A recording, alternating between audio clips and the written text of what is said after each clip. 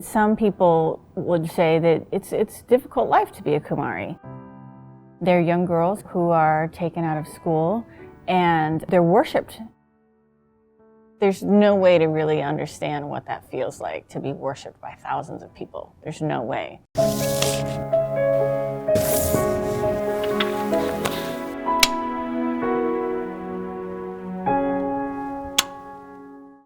I was in the National Geographic office and I went in to say hello to Sarah Lean, who's the director of photography. And she said, just the person I wanted to see, and told me that she had a story and that I might want to consider on kumaris, which are living goddesses in Nepal. There's two goddesses, and one is Buddhist and one is Hindu. And they come together and they inhabit the young girl, and she becomes a living goddess. They're instructed to sit very still and just let themselves be worshipped in that way. The idea is that the goddess inhabits them and gives them that self-control, and it's the goddess who's there at that point. I photographed a young girl named Rasuka. She was 2 years old, so she was the youngest Kumari I met.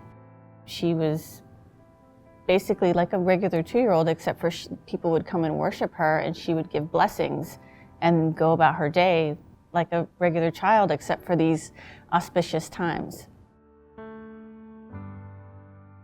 Some are selected at just shortly after birth. Some are selected, like Unica, who we photographed during her selection when she's 7. It was really interesting because I met her as a girl before she was a Kumari. And so then I had to worship her as well. I couldn't go into her room or anywhere without bowing to her and giving her a gift and stuff. And so it was interesting just personally to experience that and watch my own relationship with her change. The community wants this tradition to stay, but many of them wanted it to happen, but just not with their kid because of the risks involved and the financial burden and the hard work it is to kind of always have to be doing this.